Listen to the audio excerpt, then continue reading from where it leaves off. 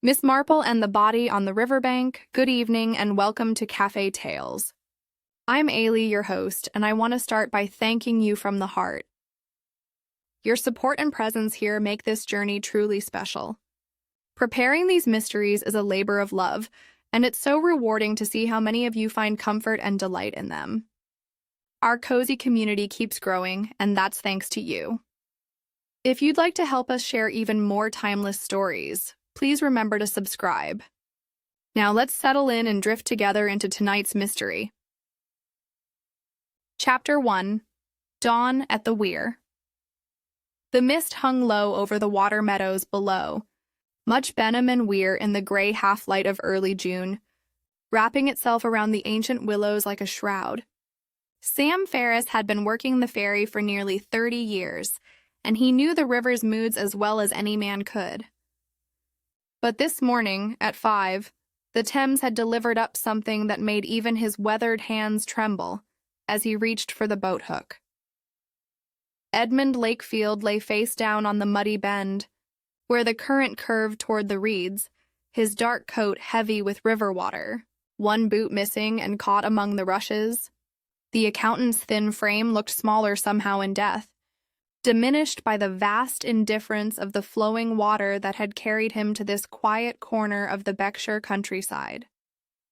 Sam's first instinct was to wade in and pull the poor devil ashore, but something made him pause.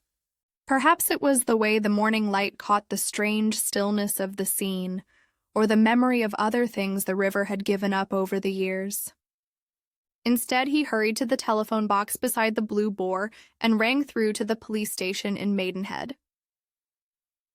By the time Inspector Slack arrived with Dr. Haydock, the sun had burned away most of the mist, revealing the full tableau of what appeared to be a simple tragedy.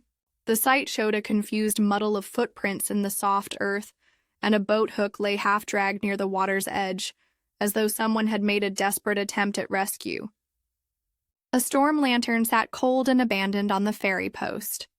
Its wick burned down to nothing. Dr. Haydock, a man who had seen enough of death in his long practice to approach it with professional calm, knelt beside the body and made his preliminary examination. "Drowning," he pronounced after several minutes.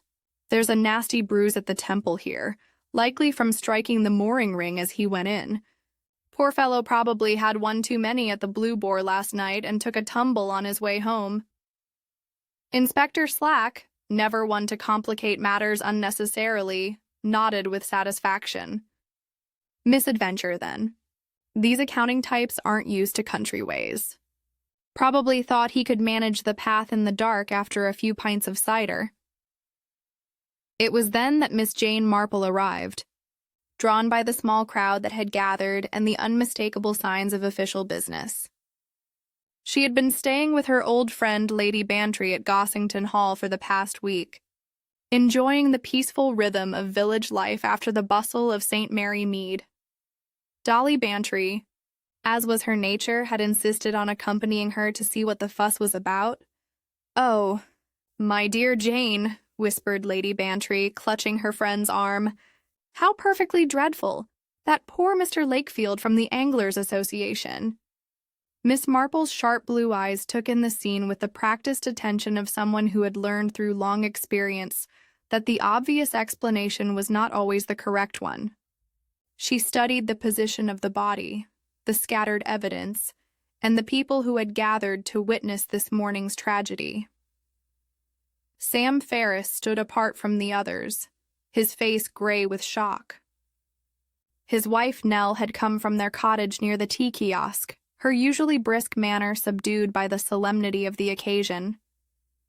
She was a practical woman in her mid-40s, known throughout the district for her excellent fly tying and the neat way she managed their small concession business during the fishing season.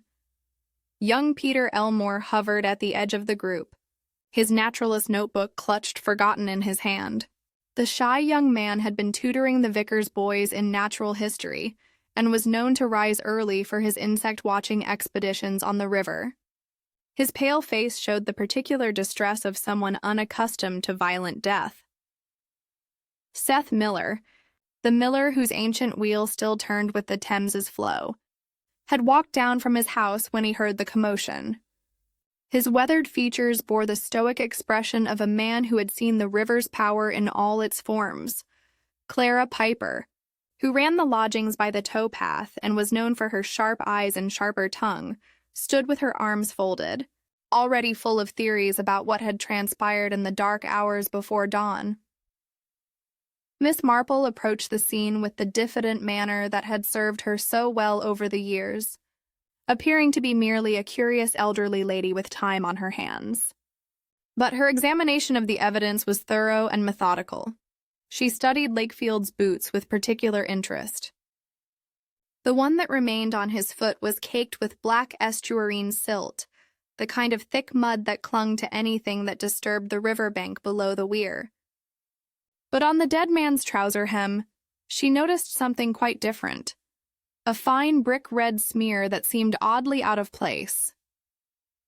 "Inspector Slack," she said gently, "I wonder if you've noticed the curious difference in the mud on poor Mr. Lakefield's clothing." Slack barely glanced in her direction. "Mud's mud, Miss Marple. Man falls in the river, he's bound to pick up whatever's on the bottom." But Miss Marple was already moving toward the mooring ring at the ferry slip, drawing on her gloves with deliberate care. Her finger came away with a trace of something waxy and white. "Fresh tallow," she murmured to herself. The storm lantern drew her attention next. Its wick had been trimmed with mathematical precision, cut square across rather than at the familiar slant that most working men preferred. In the boat hut, she made another discovery. A pair of women's waders hung inside out, still damp at the knees despite the early hour. Lady Bantry found her friend standing motionless by the willow trees, her head tilted in the characteristic pose that meant Miss Marple was thinking deeply about something that troubled her. "What is it, Jane?" she asked quietly. Miss Marple's voice was thoughtful. "The river tells one everything, my dear Dolly, if one asks where the color came from and where it did not. But I'm afraid this particular story is rather more complicated than it first appears." As the official party prepared to remove Edmund Lakefield's body, Miss Marple remained by the water's edge, her keen mind already beginning to piece together the first threads of what would prove to be a most ingenious and carefully planned murder. Chapter 2. Footprints and a Boat Hook. Inspector. Slack possessed many qualities that served him well in his profession, but imagination was not among them. He approached the investigation of Edmund Lakefield's death with the methodical plotting that had earned him his reputation for thoroughness, if not brilliance. Armed with his notebook and measuring tape, he set about mapping the footprints that told their silent story in the soft earth around the ferry slip. The trail was clear enough, even to his practical mind. Lakefield's own prints were unmistakable. The heavy impression of city brogues, size 9, with a distinctive worn heel that spoke of too many hours spent at a desk, rather than walking country paths. These tracks showed the accountant's last journey from the direction of the Blue Boar across the water meadow and down toward the fatal encounter with the Thames. But accompanying Lakefield's footprints was another set entirely. These were lighter, neater, made by rubber-soled shoes that had come and gone between the main path and the ferry slip with purposeful efficiency. The depth and spacing suggested someone moving with confidence in the darkness, someone who knew these paths well. "Two people, then," Slack muttered, making careful notes of measurements and directions. "Though that don't change nothin'. Likely someone tried to help the poor devil when they heard him fall in." Dr. Haydock had remained to assist with the preliminary examination of the scene, his professional eye noting details that might prove significant later. It was he who drew attention to the boat hook that lay abandoned near the water's edge. "Curious thing about this implement, Inspector," the doctor observed, lifting it carefully with his handkerchief. "There's mud on it, certainly, but two distinct types. See here under the ferrule? That's the same red clay Miss Marple was remarking upon. but the hook itself is covered with the black river ooze we'd expect from this stretch of water. Slack examined the boat hook with grudging interest. The evidence was puzzling, he had to admit. It suggested the tool had been used in 2 different locations. First, somewhere upstream where the red clay could be found, then here at the ferry slip, where the black mud predominated. Sam Ferris, still shaken by his grim discovery, stood ready to answer questions about the night's events. His story was straightforward enough. He had secured all the boats at sunset, as was his custom, checking that the skiff was properly tied at the slip before retiring to his cottage. The boat was tied fast all night. "Inspector," Sam insisted, his weathered hands gesturing toward the small craft that bobbed gently at its mooring. "I checked the moorings twice daily during the season, and that skiff wasn't moved. I'll stake my reputation on it." Nell Ferris corroborated her husband's account with the crisp efficiency that characterized all her dealings. She had barred the boat hut at 9 o'clock sharp, she declared, just as she did every evening. The key remained in her possession throughout the night, hanging on its customary hook beside their kitchen dresser. "No one had called to disturb the boats after I locked up," she stated firmly. "Mr. Lakefield certainly had no business being down here after dark. The Anglers Association members know well. Enough that night fishing isn't permitted below the weir, Miss." Marple had been listening to these exchanges with the quiet attention of someone gathering wool for a particularly complex pattern. She approached the boat hook with the same careful consideration she'd given to the other puzzling elements of the scene. "How interesting," she murmured, examining the implement without touching it. "It rather reminds me of my nephew Raymond's golf clubs.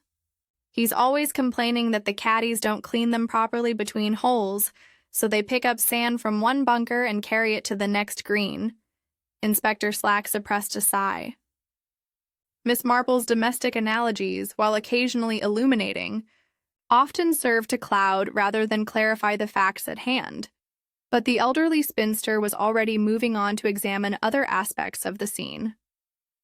She paused at the ferry slip itself, studying the arrangement of ropes and posts with the methodical thoroughness of someone well-versed in the details that others might overlook. Young Peter Elmore had been hovering uncertainly at the periphery of the official investigation, his naturalist instincts warring with his natural shyness. When Miss Marple approached him with her gentle, encouraging manner, he found himself drawn into conversation despite his evident distress. "You're often here at dawn. I understand, Mr. Elmore," she said kindly. "Such dedication to your studies is most admirable. I expect you know these riverbanks better than anyone." Peter flushed with pleasure at the compliment, then immediately looked stricken as he remembered the circumstances of their meeting. "I do try to observe the morning feeding patterns of the aquatic insects," he stammered. "The light conditions just after sunrise are optimal for certain species. But I had no idea. That poor Mr. Lakefield." "Of course not, dear," Miss Marple soothed. "But I wonder, in your observations, have you ever noticed anything unusual about the way objects move in the current here? The river must have its own particular habits." The young man's face brightened slightly at this appeal to his expertise. "Oh, yes, indeed. The flow patterns below the weir are quite complex. Objects caught in the main current tend to be carried downstream quite rapidly. But there's a back eddy near the willows that can hold floating debris for hours before releasing it. It's all a matter of weight and buoyancy, you see." Miss Marple nodded with genuine interest. "How fascinating. And I suppose the timing would be quite predictable, if one understood these currents properly." "Remarkably so," Peter agreed, warming to his subject. "The morning sluice openings at the mill affect the flow rate considerably. Seth Miller follows a precise schedule, has done for 20 years or more. One could almost set one's watch by the changes in water level." As the morning progressed, and the official investigation continued its methodical course, Miss Marple found herself drawn repeatedly to the subtle inconsistencies that others seemed content to overlook. The boathook's dual coating of mud, the precise arrangement of footprints, the curious fact that a man who rarely ventured beyond his London office had somehow acquired red clay from the upper reaches of the river on his final evening. Lady Bantry, growing restless with the proceedings, eventually persuaded her friend to return to Gossington Hall for breakfast. But as they walked back across the water meadow, Miss Marple's mind remained fixed on the morning's discoveries. Such a peaceful spot, Dolly observed, glancing back at the willow-shaded bend where the tragedy had unfolded. One would never imagine such dreadful things could happen here. Miss Marple's reply was thoughtful. I'm afraid, my dear, that peaceful spots are often where the most carefully planned mischief takes place. The very quietness of such places makes them attractive to those who prefer their activities to go unobserved. Chapter 3. Miss Marple Notices Red Silt. The afternoon sun cast dappled shadows through the willow branches as Miss Marple made her solitary way back to the river. Lady Bantry had retired for her customary rest after lunch, leaving her guest free to pursue what she diplomatically termed a constitutional walk. In truth, Miss Marple had found herself unable to dismiss the morning's events from her mind, particularly the nagging inconsistencies that seemed to point toward something far more complex than a simple accident. She walked upstream from the weir, following the towpath as it curved away from the ferry slip and toward the quieter reaches where the Thames meandered through pasture land. Here, away from the well-trodden areas frequented by anglers and day-trippers, the riverbank told a different story. The clay here was indeed different, a distinctive brick-red color that crumbled between her fingers like powdered rust. It was the kind of fine-grained sediment that would cling to clothing and shoes with remarkable tenacity, marking anyone who walked here with its telltale signature. Miss Marple knelt carefully at the water's edge, her gloved hands exploring the peculiar properties of this upstream soil. Most interesting, she murmured to herself, noting how the red clay contrasted sharply with the dark, almost black mud that characterized the lower reaches near the ferry. One would think the current would carry such distinctive material downstream, but apparently the weir acts as quite an effective barrier.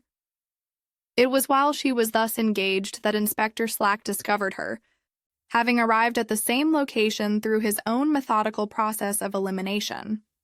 His expression suggested mild irritation at finding a civilian interfering with what he considered official business. "Miss Marple," he said with forced politeness, "I hardly expected to find you conducting your own investigation."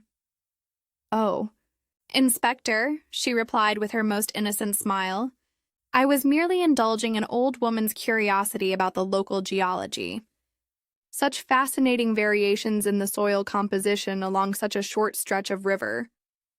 Slack's attention was caught despite himself. "Geology, you say?" "Indeed." Miss Marple indicated the red earth at their feet. "This particular clay has such distinctive properties. I noticed similar traces on poor Mr. Lakefield's clothing this morning, on his trouser hem, quite clearly visible against the darker fabric." The inspector frowned. "But the body was found downstream, near the ferry slip. If Lakefield got this red mud on him, he must have been up here at some point." "That would seem logical," Miss Marple agreed mildly. "And yet, as you observed yourself, his footprints near the slip showed him coming directly from the direction of the Blue Boar." Most puzzling. Slack began to see the implications of her observation. If Lakefield had indeed acquired the red clay upstream, then his movements on the night of his death were far more complicated than the simple story of a drunken tumble from the towpath. Miss Marple continued her examination of the upper riverbank, her keen eyes noting details that painted an increasingly complex picture. Caught in the reeds near the water's edge, she discovered several seeds, the distinctive oval shape and mottled brown coloring of mature reed grass. "How curious," she observed, showing them to the inspector. "These are quite ripe, aren't they? I wonder, Do you suppose such seeds might become attached to one's clothing if one were to venture into these particular reeds? Slack examined the seeds with growing unease. I suppose they might. But what's your point, Miss Marple? Well, Inspector, I couldn't help but notice similar seeds in the turnips of Mr. Lakefield's trousers this morning. Dr. Haydock was kind enough to show me when I expressed curiosity about the various plant matter caught in the fabric. This revelation struck Slack with considerable force. Reed seeds of this particular type and maturity grew only in the sheltered backwaters above the weir, where the current was gentle enough to allow them to reach full development. They were certainly not to be found on the open lower bend where Lakefield's body had been discovered. But that's impossible, Slack protested. The man was found downstream. How could he have picked up seeds from up here? Miss Marple's expression was sympathetic but firm. I'm afraid, Inspector, that the evidence rather suggests Mr. Lakefield was in this location at some point during his final evening. The red clay and the reed seeds both tell the same story. This is where something significant occurred. She paused at a particular spot where the bank showed signs of recent disturbance. The grass was flattened in a roughly circular pattern, and there were impressions in the soft earth that might have been made by someone kneeling or struggling. The question, of course, Miss Marple continued thoughtfully, is how Mr. Lakefield came to be here, and what transpired to bring him back downstream to the ferry slip, where Sam Ferris found him this morning. Inspector Slack found himself reluctantly impressed by the elderly lady's observations. Her attention to botanical and geological details had revealed inconsistencies in the supposed sequence of events that he would never have noticed on his own. You're suggesting he was attacked up here? He asked slowly. I'm suggesting nothing, Inspector. I'm merely observing that the physical evidence tells a story rather different from the one we initially supposed. The weir, you see, keeps its own colors quite separate. This red clay simply does not travel downstream in any significant quantity. The current and the weir structure prevent it. As they stood in the quiet upper reach of the river, with only the gentle sound of water over stones and the distant calls of waterfowl, Miss Marple reflected on the growing complexity of the case. The peaceful setting seemed to mock the violence that had apparently occurred here. Yet the evidence was undeniable. There's something else that troubles me, Inspector, she said quietly. The arrangement of events as they appear to have unfolded. If Mr. Lakefield met with misadventure here above the weir, how did his body come to be found so conveniently downstream?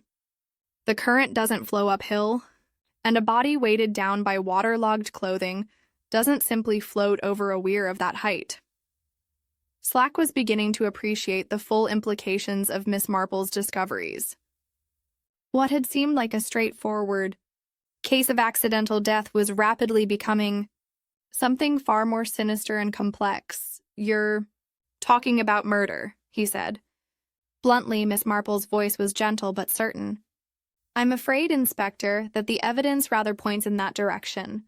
Someone with considerable knowledge of this river and its habits has gone to great lengths to arrange matters so that poor Mr. Lakefield's death would appear accidental. But rivers, like people, have their own characteristics and habits, and when one knows how to read them properly, they can be remarkably informative about the truth. Chapter 4. Lantern Wick. Paraffin Clara Piper was not a woman given to flights of fancy. As the proprietress of the most respectable lodgings in Much Benham, she prided herself on her practical nature and keen powers of observation.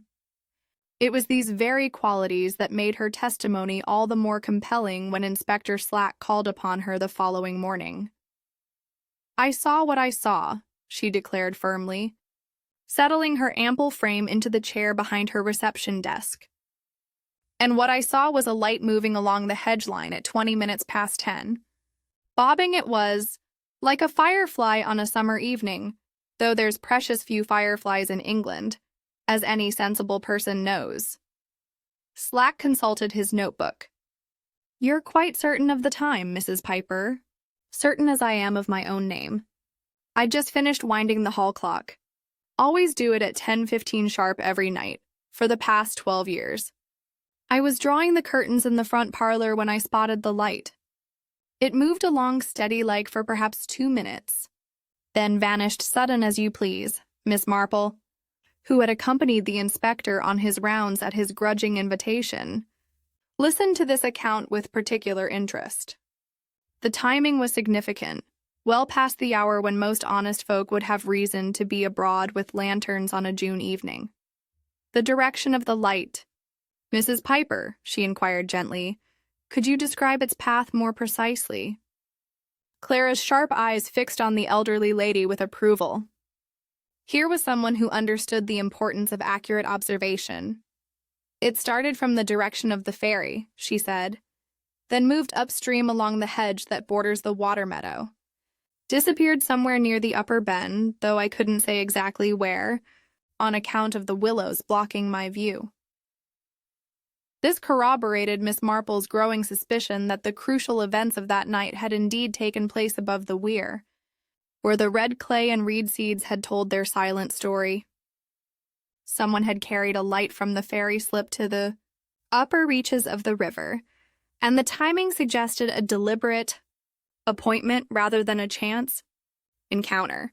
The storm lantern itself had been removed as evidence, but Miss Marple had made a point of examining it carefully before its departure.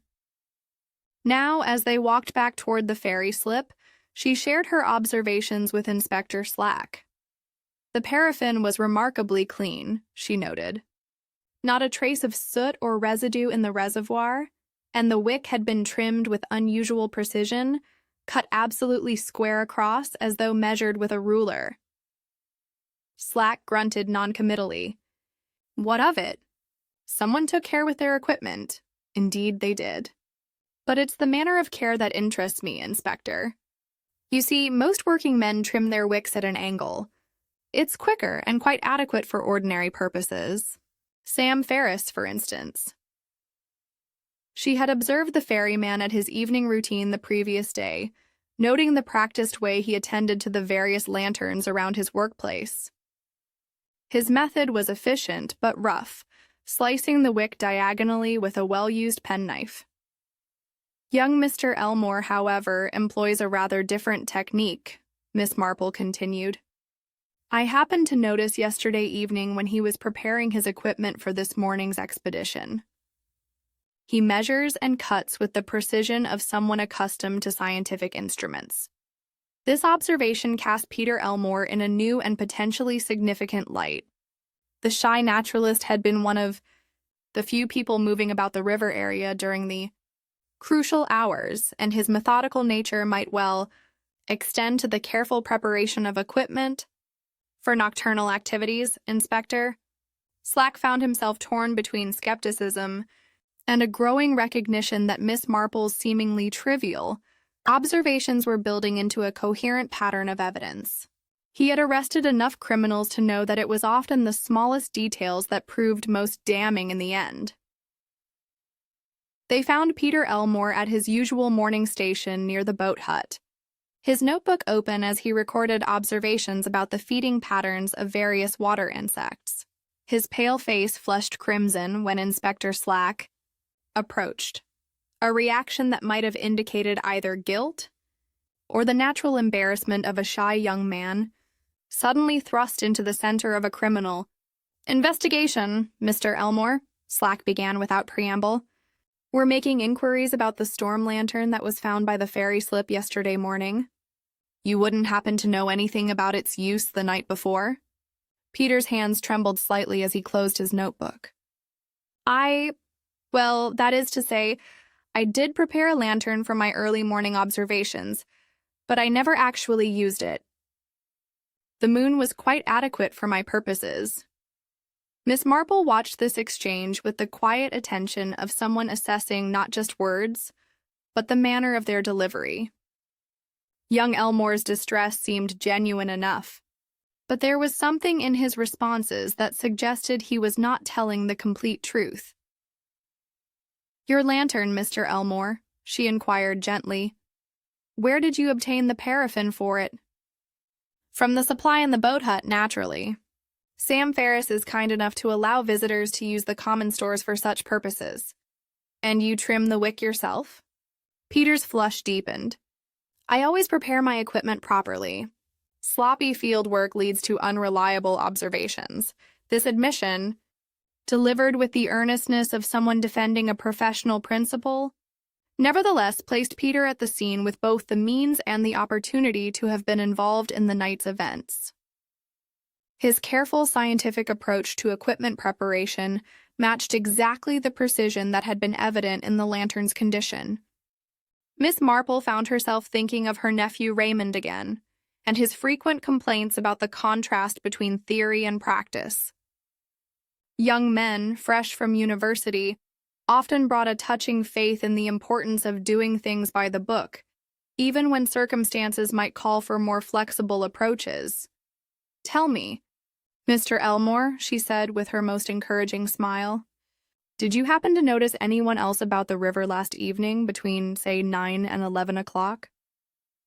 The young man's response was immediate and emphatic. Oh, no, Miss Marple. I retired quite early, before 10 o'clock, certainly. One must rise at 4 to catch the optimal feeding periods, you understand? But even as he spoke, Peter's eyes flickered away from direct contact. And Miss Marple noted the slight tension in his voice, suggesting the careful recitation of a prepared story, rather than the natural flow of truthful recollection. Inspector Slack was less subtle in his assessment. Funny thing about that lantern wick being cut so precisely, almost like someone wanted to make sure it burned just so. The implication was clear enough. A precisely trimmed wick would burn steadily and predictably, providing reliable illumination for whatever purpose its bearer might have in mind. It was the sort of detail that someone planning a careful operation would attend to in advance. As they walked away from Peter Elmore's earnest protestations of innocence, Miss Marple reflected on the growing complexity of the case. The evidence was beginning to point toward premeditation and careful planning, but the full picture remained frustratingly incomplete. Chapter 5. The Gut Leader. Missing the by tea kiosk stood like a neat wooden sentinel beside the towpath. Its cheerful blue paint and crisp white trim spoke of Nell Ferris's methodical approach to business. During the fishing season, it served as both a refuge for cold anglers and a supply depot for those who had arrived inadequately prepared for the Thames's particular demands. Miss Marple had observed the establishment with interest during her morning walks, noting the efficient way Mrs. Ferris managed both her customers and her inventory. It was with this background knowledge that she approached Nell on the chair. Third morning after the discovery of Edmund, Lakefield's body ostensibly seeking nothing more than a cup of tea and perhaps a slice of the excellent seed cake, for which the kiosk had earned a modest local reputation. Good morning. Mrs. Ferris, she said pleasantly, settling herself at one of the small wooden tables that commanded a view of the river. Such a lovely morning, though I confess. The recent tragedy has rather cast a shadow over the peace of this beautiful spot. Nell's response was brisk and businesslike, but Miss Marple detected a certain tension beneath the surface courtesy. Dreadful business, Miss Marple. Poor Mr. Lakefield, though I can't say he was much loved here. Always finding fault with the way we ran things. Always wanting this form filled or that regulation followed to the letter. While Nell busied herself with the tea preparation, Miss Marple allowed her gaze to wander over the interior of the kiosk. The space was compact but expertly organized, with every inch serving multiple purposes. Shelves held fishing tackle, bait containers, and the various supplies that visiting anglers might require. In one corner stood a workbench where flies were tied during the winter months, equipped with the specialized tools and materials that craft demanded. It was this fly-tying station that drew Miss Marple's particular attention. The wooden compartmented box that held the various materials was a thing of beauty in its own right, each section perfectly organized and labeled. Peacock herl gleamed like tiny jewels in one compartment, while silver tinsel caught the morning light in another. Hooks of various sizes were arranged in neat rows, and spools of thread created a rainbow of color against the dark wood. "What beautiful work you do." "Mrs. Ferris," Miss Marple observed, approaching the workbench with genuine admiration. "I've always been fascinated by crafts that require such precision and attention to detail." Nell's face brightened slightly at the compliment. "Been tying flies since I was a girl. My father taught me, said a woman's fingers were better suited to the fine work than most men's clumsy efforts." Miss Marple examined the various compartments with the interested eye of someone genuinely appreciative of skilled craftsmanship. It was then that she noticed the empty envelope in one of the sections, a small packet that had clearly contained silkworm gut leaders. Judging by the printed label, the envelope had been torn open recently, she noted, and with some haste, judging by the irregular edge. "Silkworm gut," she murmured. "I understand it's quite expensive and rather particular in its properties." "The finest material for leaders," Nell agreed, though her voice carried a note of irritation. "Or it would be if people didn't help themselves without so much as a buy your leave or a payment." That packet there held 3x gut, the best quality we stock. "Opened it myself just 2 days ago, and now it's vanished entirely." This revelation struck Miss Marple as potentially significant, though she was careful not to display undue interest. Silkworm gut was indeed a specialized material prized by serious anglers for its strength and near invisibility in water. It was also, she recalled from conversations with angling enthusiasts among her St. Mary Mead acquaintances, somewhat temperamental in its behavior when exposed to moisture. "How vexing for you," she sympathized. "I suppose such materials are frequently borrowed by customers?" "More often than I'd like," Nell replied curtly. "Anglers are forever discovering they've forgotten some essential item, just as they're ready to begin fishing. Usually they ask permission, mind you, and settle up later. But this time," she left the sentence unfinished. But her meaning was clear enough. Someone had taken the gut leaders without permission, and the theft had been discovered only when the material was needed for legitimate purposes. Miss Marple filed this information away while continuing her examination of the fly-tying supplies.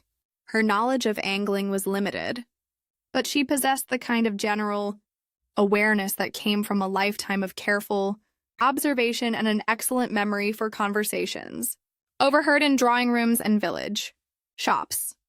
"I believe silkworm gut has some rather particular characteristics," she ventured. "Something about its behavior in water?" Nell nodded, warming to a subject on which she was genuinely expert. "Tricky stuff to work with. Gut is strong as anything when it's dry and properly prepared, but it has its weaknesses. Soak it too long and it goes milky, loses its strength. My father always said you had to respect the material, or it would let you down when you needed it most." This observation sparked a memory in Miss Marple's well-stocked mind.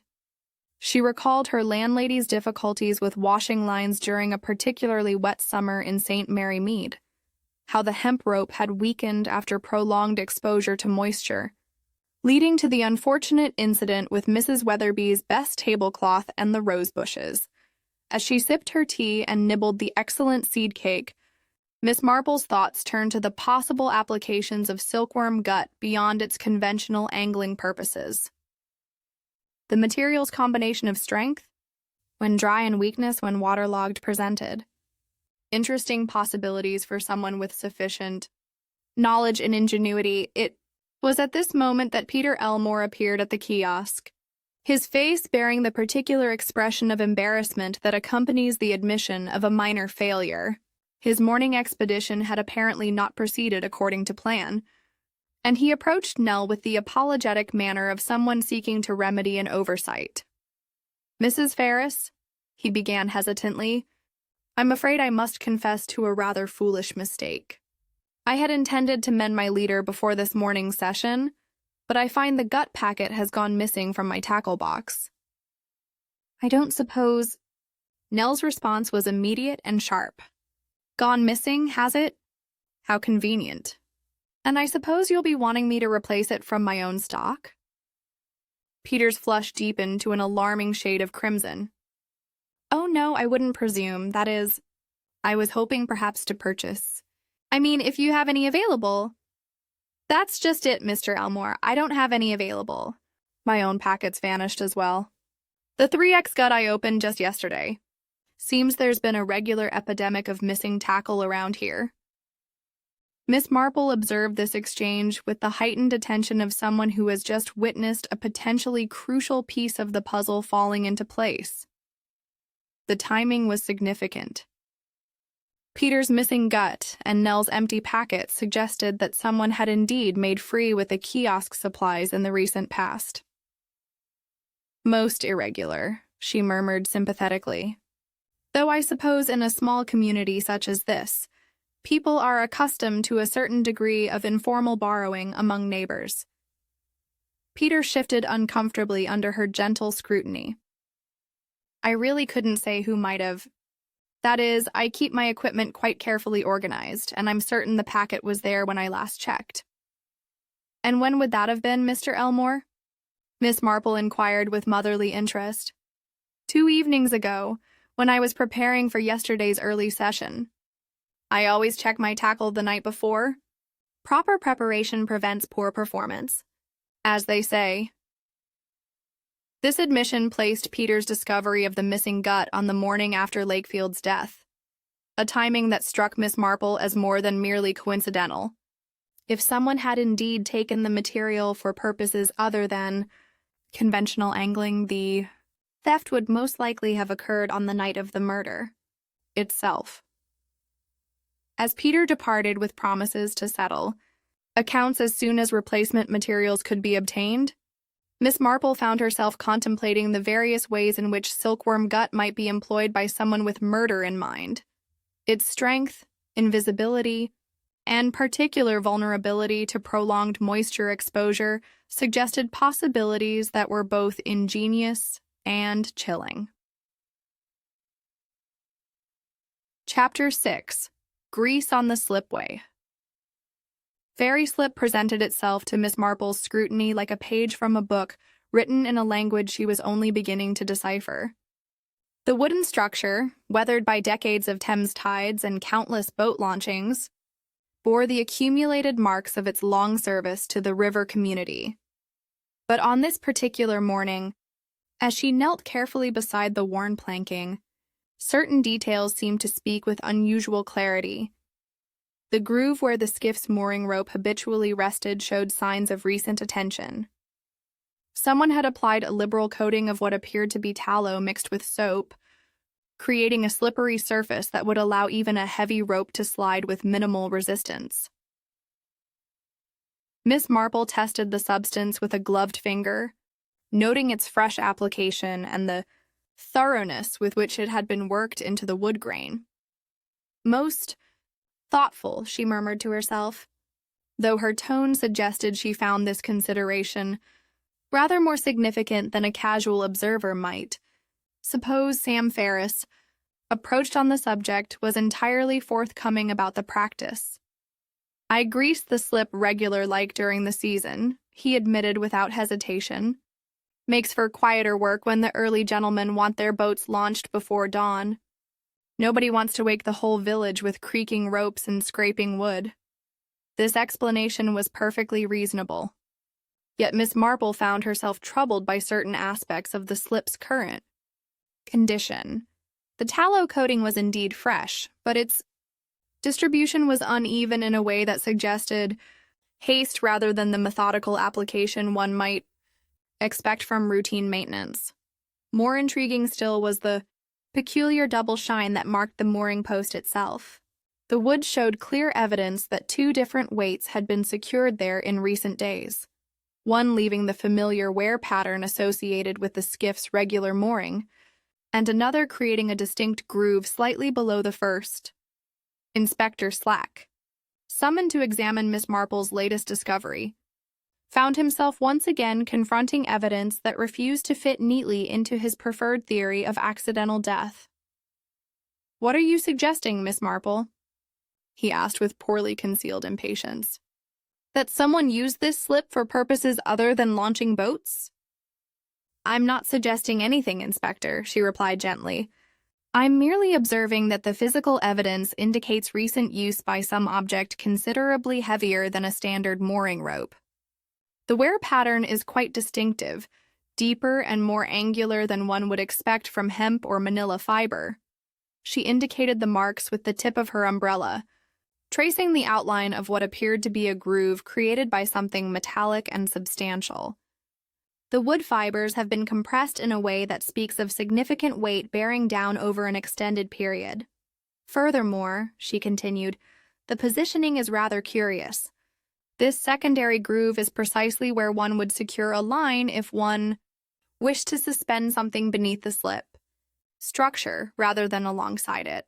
This observation sent Slack scrambling down the bank to examine the underside of the ferry slip, an investigation that revealed additional evidence of recent unusual activity. The B supporting post showed fresh scrape marks, and caught among the river weeds below was a fragment of what appeared to be fishing line, though of a quality and thickness that seemed excessive for ordinary angling purposes. Dr. Haydock, arriving as part of his continued involvement in the case, examined the slip structure with professional interest. "Clever bit of engineering, actually," he observed. "These old ferry slips were built to support considerable weight. One could suspend quite a substantial load from this framework without compromising the structure's integrity."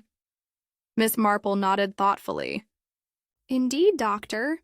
And the tidal action here would create a most interesting pattern of submersion and exposure.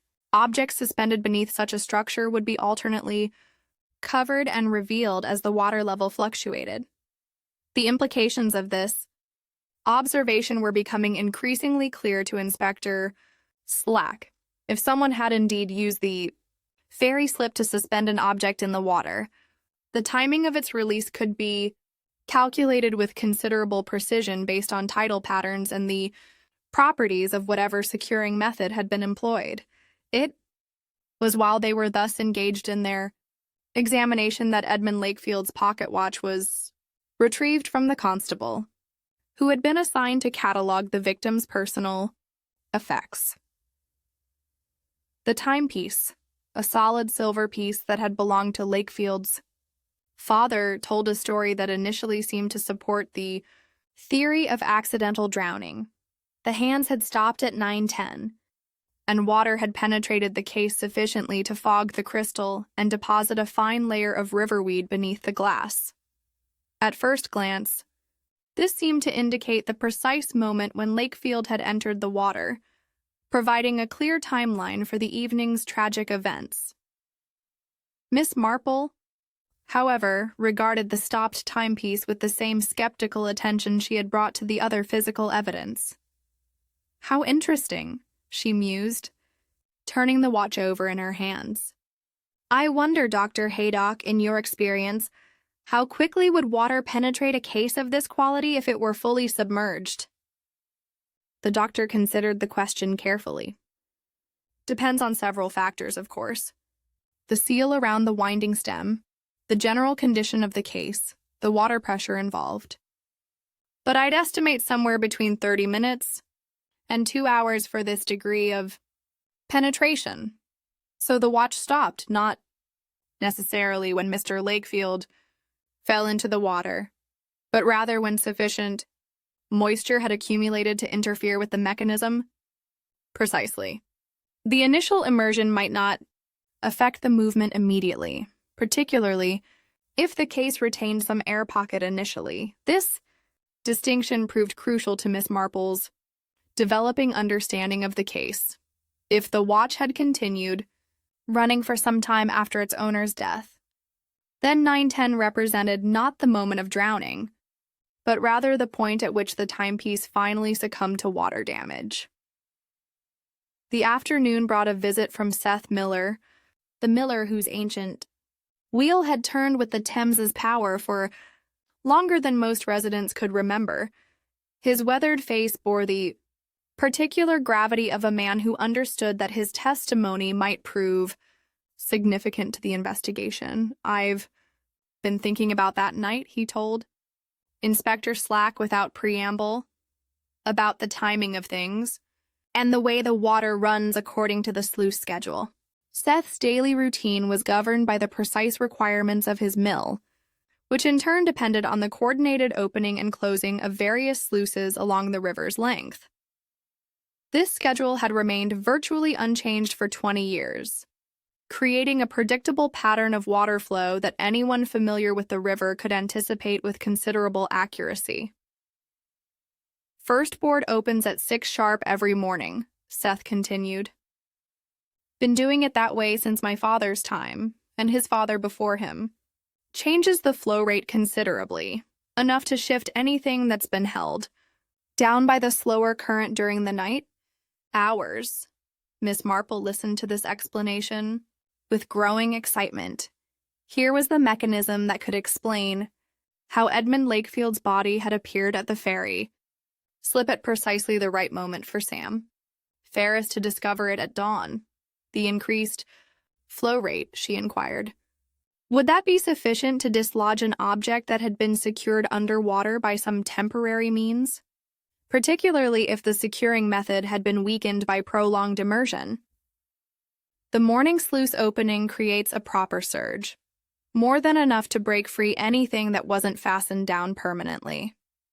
As the pieces of the puzzle began to align themselves in Miss Marple's mind, she found herself both impressed by the murderer's ingenuity and disturbed by the cold calculation it represented. Someone had turned the river itself into an accomplice, using its predictable rhythms to create a seemingly perfect alibi.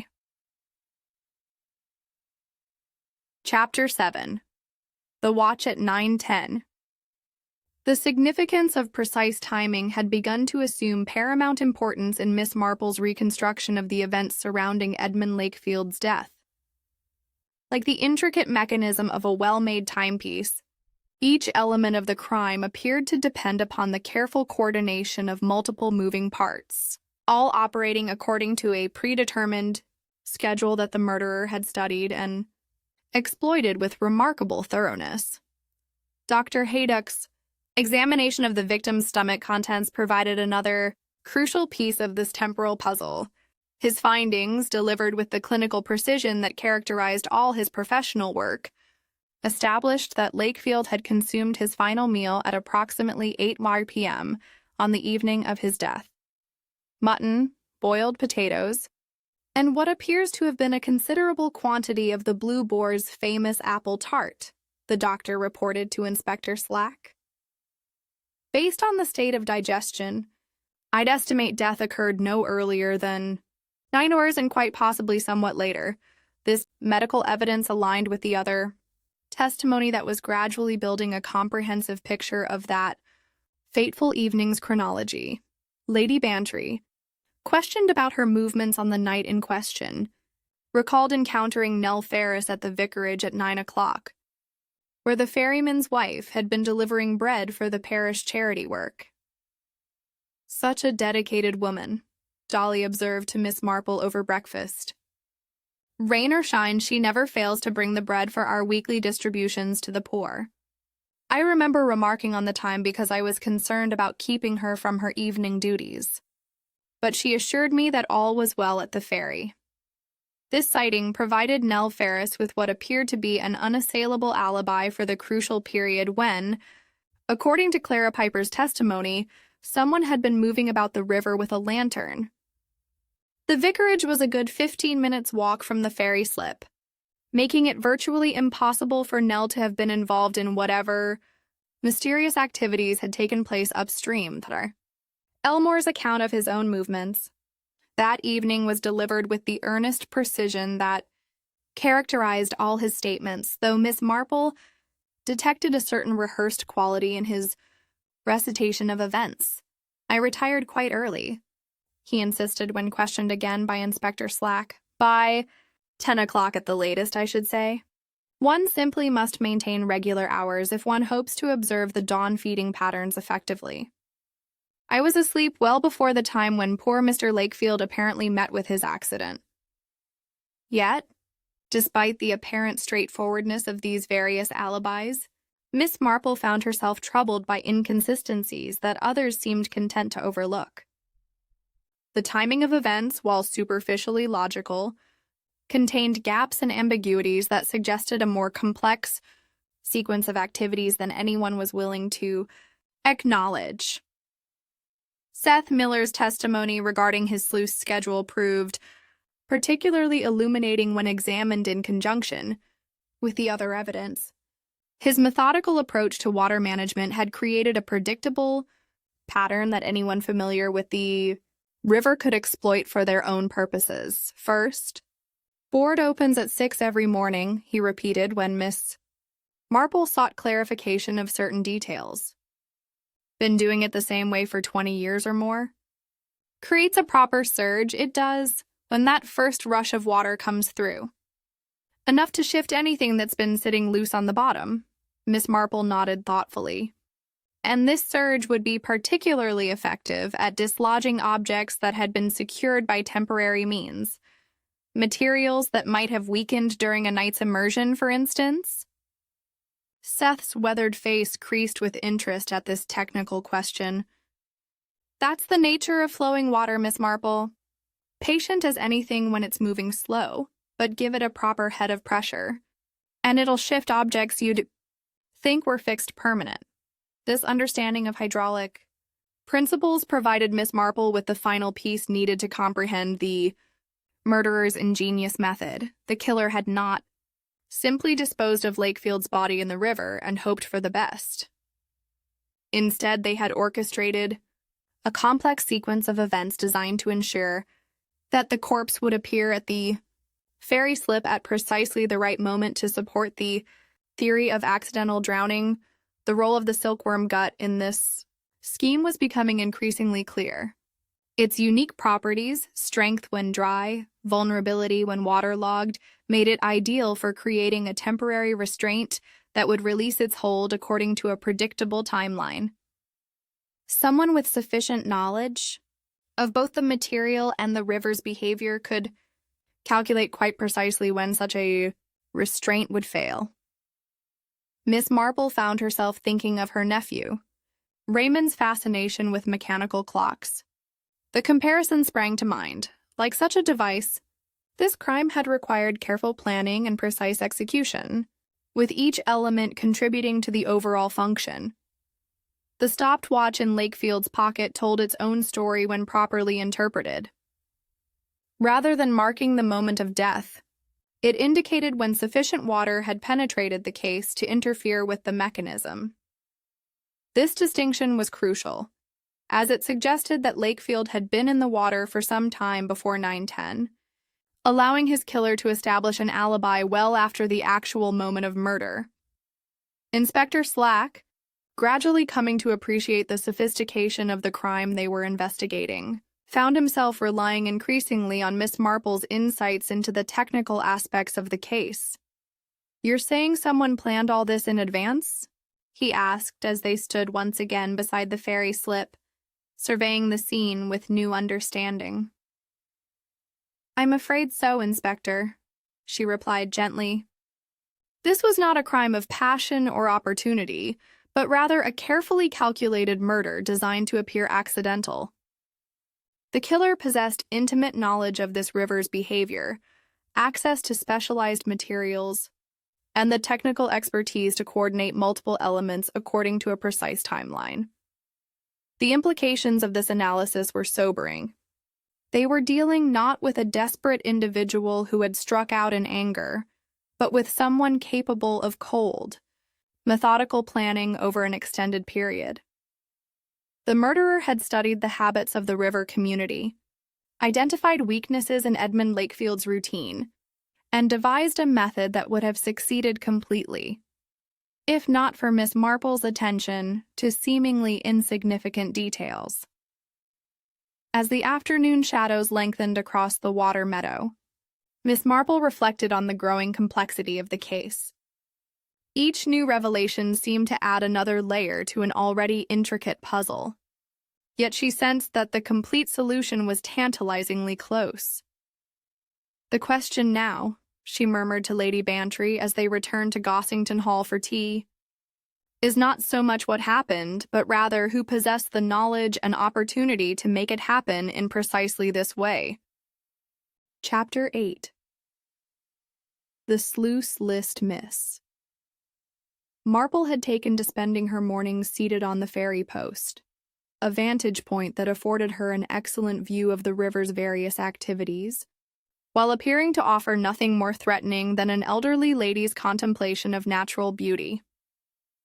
From this position, she could observe the comings and goings of the local inhabitants, the predictable rhythms of riverside life, and most importantly, the precise timing that governed the Thames's behavior in this particular stretch. It was here that Inspector Slack found her on the fourth morning after the discovery of Edmund Lakefield's body.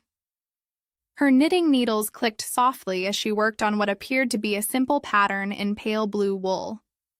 The deceptively innocent nature of her occupation did not fool the inspector, who had learned to recognize the signs of Miss Marple's most intensive periods of deductive reasoning. "Good morning, Miss Marple," he said, settling himself somewhat uncomfortably on the wooden planking beside her. "I trust you're finding our riverside scenery conducive to contemplation?"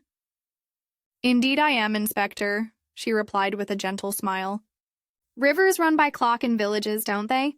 Such reliable creatures, once one understands their habits."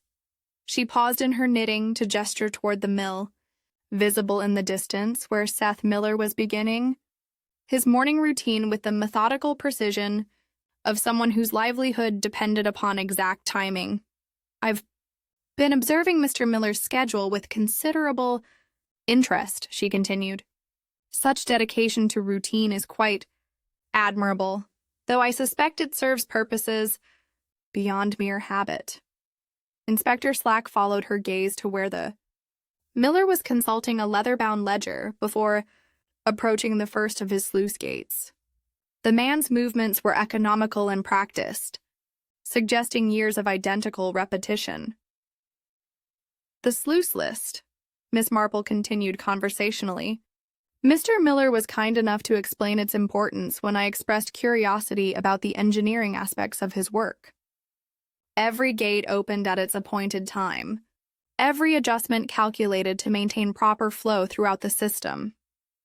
She reached into her reticule and withdrew a small notebook in which she had been recording her observations. The pages were filled with neat columns of times and water levels, annotated with remarks about current speed and the behavior of floating objects. Most illuminating, the relationship between cause and effect in hydraulic systems. A gate opened here creates a surge there. A level raised upstream produces a corresponding drop downstream. All quite predictable, if one possesses the necessary knowledge. Inspector Slack found himself drawn into Miss Marple's methodical approach despite his initial skepticism. There was something compelling about her systematic documentation of what others might dismiss as natural phenomena. "You're suggesting someone use this predictability for their own purposes?" "I'm suggesting, Inspector, that anyone familiar with this river's habits could calculate quite precisely when certain events would occur. The morning surge created by the 6 o'clock sluice opening, for instance, would be sufficient to dislodge objects that had been held in position by temporary means." To demonstrate her point, Miss Marple produced a length of fishing line from her knitting bag, not the expensive silkworm gut that had gone missing from Nell's supplies, but ordinary hemp cord that she had acquired for experimental purposes. Attached to one end was a small lead weight, the kind used by anglers to maintain proper depth. If one were to secure such a weight to the ferry slip structure using temporary binding, she explained, lowering the improvised apparatus into the water, the current would hold it in position until the binding failed or was deliberately released. Inspector Slack watched with growing fascination as Miss Marple demonstrated how an object could be suspended beneath the slip, invisible to casual observation, but perfectly positioned to influence the movement of anything attached to it. And when the binding fails, the weight drops, the attached object rises, and the increased flow from the morning sluice opening carries it downstream to wherever the current dictates. In this case, to the muddy bend where poor Mr. Lakefield was discovered. The elegant simplicity of this mechanism impressed even Slack's practical mind. Here was a method that would allow a murderer to establish a perfect alibi while ensuring their victim's body appeared at exactly the right moment to support the theory of accidental death. Miss Marple consulted her notebook again, running her finger down a column of carefully recorded times. The precision required would be considerable, of course. One would need to understand not only the river's behavior, but also the properties of the securing material. Too strong, and the object remains hidden indefinitely. Too weak, and it appears before the proper alibi can be established. Silkworm gut, Slack said slowly, the pieces beginning to fall into place in his mind. Precisely. Inspector, a material that combines strength with a predictable rate of deterioration when exposed to moisture. Someone with sufficient expertise in its properties could calculate quite accurately when it would fail. Under the stress of current and weight, the implications of this analysis extended far beyond the mechanical aspects of the crime.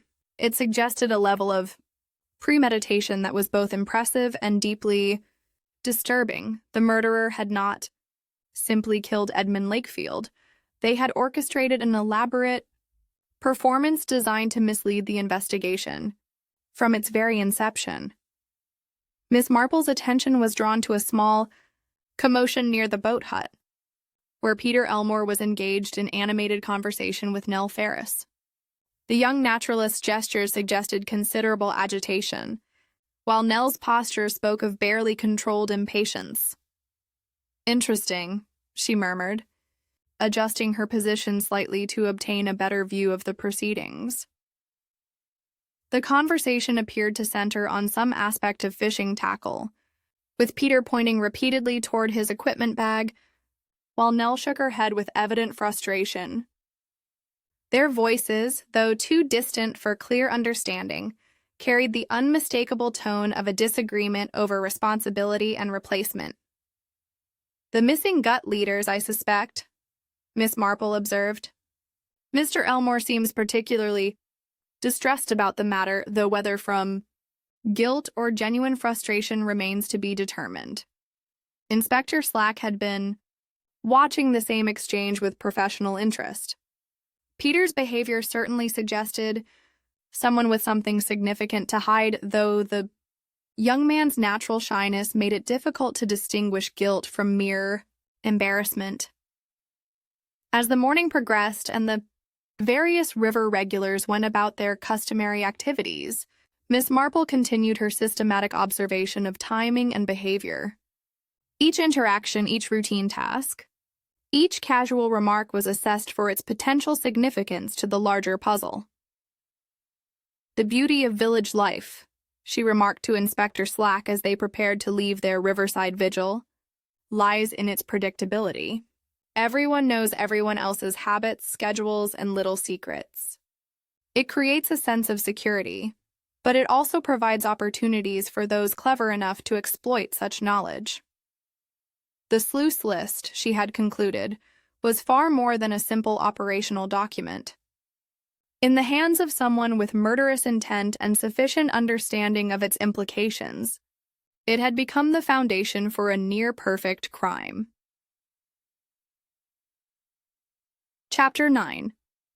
Not on the sounding lead, the discovery of the missing sounding lead came about through one of those fortuitous accidents that sometimes illuminate the darkest corners of a criminal investigation. Miss Marple had been purchasing her customary afternoon refreshment from the tea kiosk when Nell Ferris, in the process of retrieving flour for a batch of seed cake, inadvertently knocked over the large earthenware jar that served as her storage vessel. The resulting cascade of white powder revealed not only the expected flour, but also a heavy metal object that struck the wooden floor with a distinctive thud, making both women pause in their cleanup efforts. The sounding lead, for that was unmistakably what it was, bore the telltale signs of recent and thorough scrubbing. Yet beneath the scent of soap and determination, a faint but unmistakable odor of river water still clung to its surface. Nell's reaction was immediate and characteristic. "How on earth did that get there?" she exclaimed, her voice carrying precisely the tone of surprised innocence that Miss Marple had heard employed by countless individuals attempting to distance themselves from incriminating evidence. "How peculiar." Miss Marple agreed mildly, though her sharp eyes were already taking note of several significant details. The lead itself was of the standard type used for measuring water depth, a cone-shaped weight attached to a stout line. What made it particularly interesting, however, was the knot that secured it to its cord. The fastening was neither Sam's practical ferryman's approach nor the neat efficiency that Peter Elmore brought to his angling preparations. Instead, it displayed the careful precision of what Miss Marple recognized as a surgeon's loop, a specialized knot designed for situations requiring both security and the ability to bear significant weight under stress. More telling still was the finishing touch. The knot had been whipped over with cotton thread in a pattern that was both distinctive and familiar. Miss Marple had observed identical workmanship on numerous occasions during her visits to the tea kiosk, most notably in the careful way Nell secured her apron strings and the meticulous finishing she applied to the paper bags used for her various retail offerings. Such skilled work, Miss Marple observed, examining the knot with the appreciation of someone who understood fine craftsmanship. The whipping is particularly well executed, precisely the sort of finishing one sees in professional seamstress work. Nell's flush deepened, though whether from pride in her acknowledged skill or discomfort at its recognition in this context remained ambiguous. "My mother taught me proper finishing techniques," she said stiffly. "Always said there was no excuse for sloppy work, no matter what the application." Inspector Slack, summoned by Miss Marple's carefully worded message, arrived to find the sounding lead laid out on the kiosk's counter, like evidence in a courtroom. His examination confirmed what Miss Marple had already surmised. This was indeed the weight that had been missing from the boat hut's inventory, and its condition suggested recent use for purposes other than measuring water depth. The lead bore microscopic traces of the red clay that had become such a significant element in the case, confirming its presence at the upper reaches of the river, where Edmund Lakefield had met his fate. More significantly, the careful cleaning it had received had not been entirely successful in removing all evidence of its recent employment. "Interesting hiding place," Slack observed, glancing meaningfully at Nell. "Right under everyone's noses, you might say." Miss Marple, however, was more interested in the technical aspects of the discovery. The surgeon's loop knot was not merely decorative. It represented a specific solution to a particular engineering problem. Someone had needed to secure this weight in such a way that it would bear considerable stress while remaining capable of quick release when circumstances required. "The beauty of such a knot," she explained to Inspector Slack, "lies in its combination of strength and accessibility. Under normal circumstances, it will hold indefinitely, but apply pressure in precisely the right direction, and it can be loosened with remarkable speed." The implications were clear enough. This was not simply a weight that had been lost during routine activities and subsequently recovered. It had been employed as part of a carefully planned operation, secured with professional competence, and hidden with the systematic thoroughness of someone who understood the importance of eliminating incriminating evidence. The revelation of the sounding lead's hiding place necessitated a more comprehensive examination of the case's underlying motives.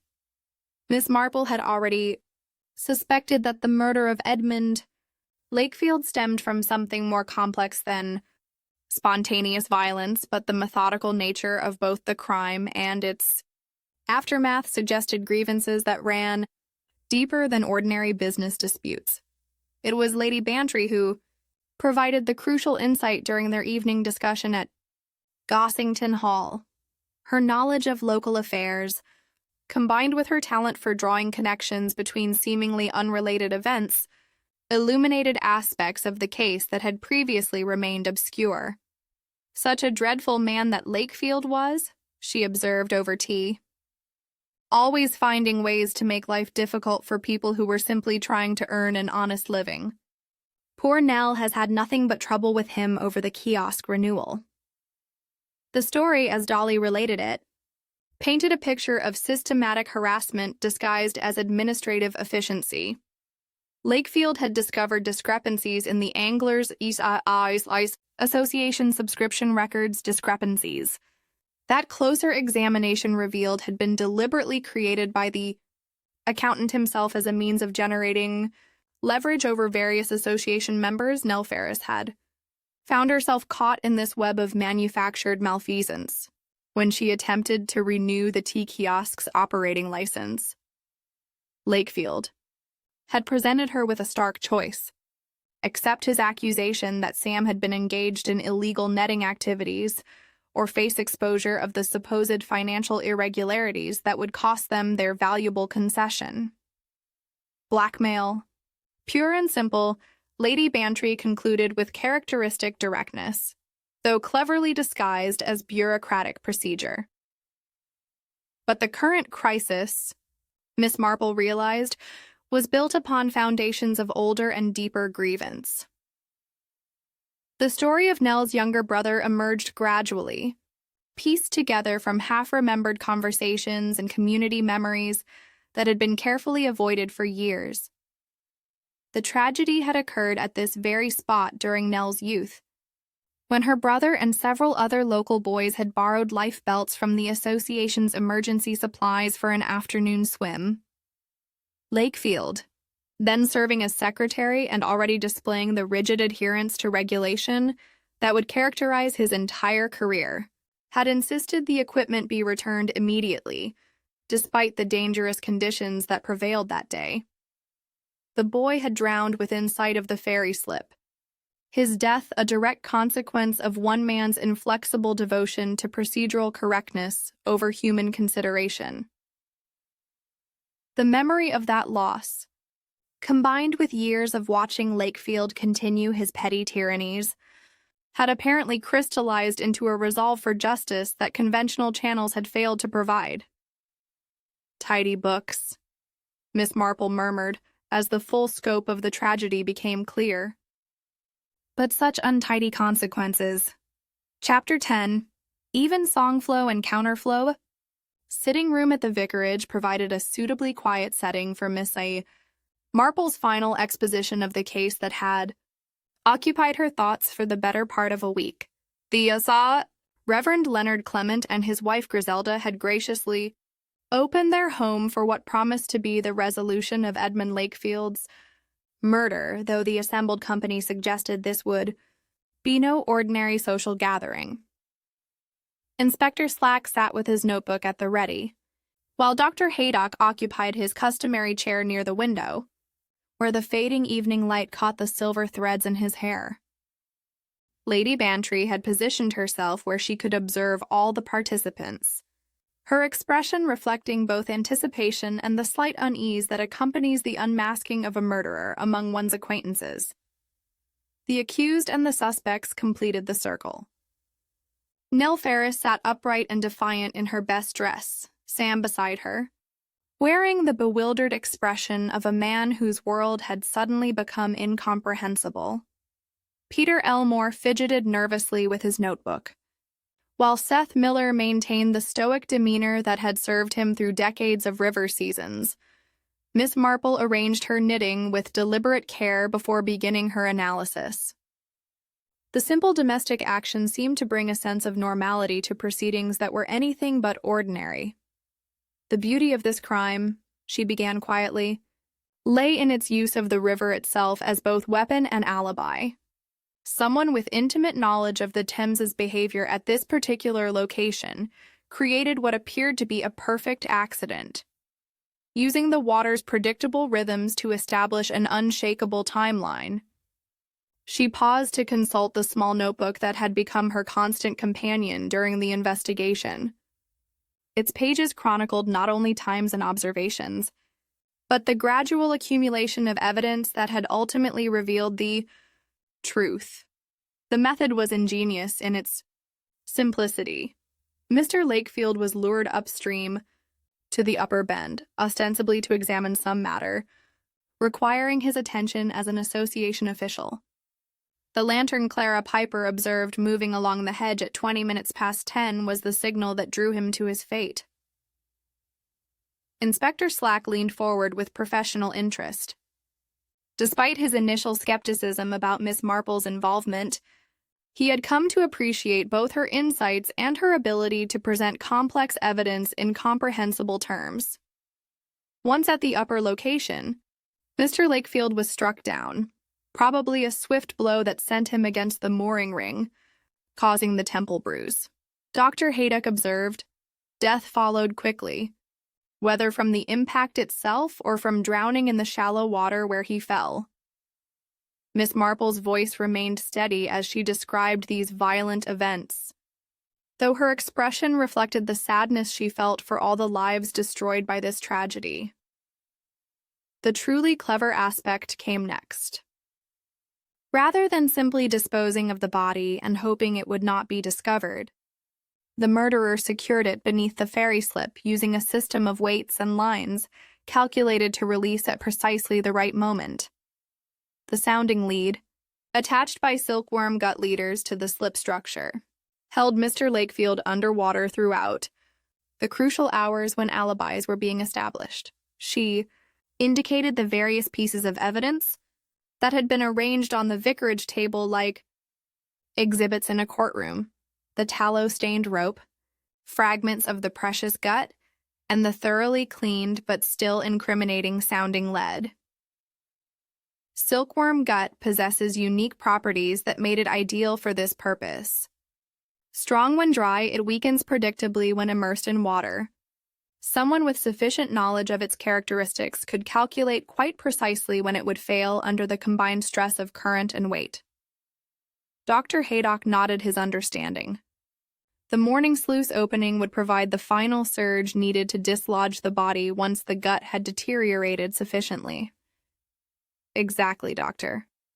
At 6 o'clock, when Seth Miller opened his first sluice gate, the increased flow was sufficient to break the weakened bindings and carry Mr. Lakefield's body downstream to the muddy bend, where Sam would discover it at dawn. The timing was perfect. Late enough to establish clear alibis, early enough to ensure discovery before decomposition could complicate the apparent cause of death. Miss Marple's gaze moved to each of the suspects in turn, assessing their reactions to her reconstruction of events. Peter Elmore had gone very pale, while Nell Ferris maintained her defiant posture despite the mounting evidence against her. The physical evidence tells us several important things about our murderer. The lantern wick was trimmed square, not slanted as Sam does, but with the mathematical precision that characterized all of Nell's domestic work. The missing silkworm gut came from her own supplies at the tea kiosk. Most significantly, the surgeon's loop knot on the sounding lead bore her distinctive whipping pattern, the same careful finish she applies to everything. From apron strings to paper bags, Inspector Slack consulted his own notes. The waiters found in the boat hut were women's size and showed evidence of recent use in muddy conditions. Indeed, Inspector, Miss Marple confirmed. And while Nell appeared to have an excellent alibi, Lady Bantry saw her at the vicarage at 9. This was actually part of the careful timing that made the crime possible. By establishing her presence at the vicarage after the murder but before the body's scheduled release, she created the illusion that she could not possibly have been involved. The motive, Miss Marple explained, combined immediate desperation with long-festering grief. Lakefield's blackmail over the kiosk lease renewal had threatened the Ferris family's livelihood. But the current crisis was built upon the foundation of an older tragedy. Nell's brother drowned at this very weir years ago because Mr. Lakefield insisted on rigid adherence to regulations rather than common sense. That loss, combined with years of watching him continue his petty tyrannies, had created a debt that conventional justice could never address.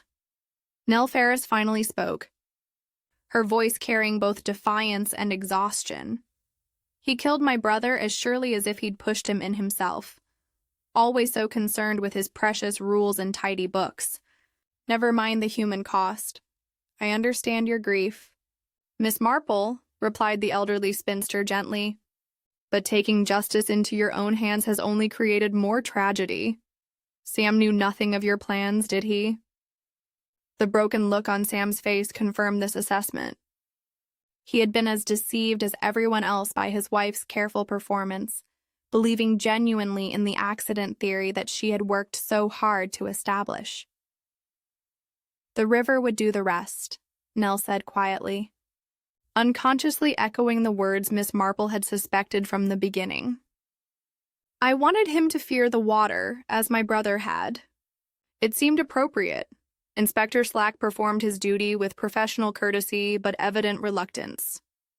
The arrest of a respected member of the community was never pleasant, particularly when the crime had been motivated by such understandable grief and desperation. As the official party departed, Miss Marple remained with Lady Bantry and the Clemens, watching the Thames flow past the vicarage windows in the gathering dusk. It looks so peaceful, Dolly observed, staring at the gentle current that curved past the willows. Miss Marple folded her knitting with deliberate precision. Rivers can be very tidy, my dear. They keep their colors separate. They run by schedules and regulations. Someone who understands their little habits can make them carry much more than boats.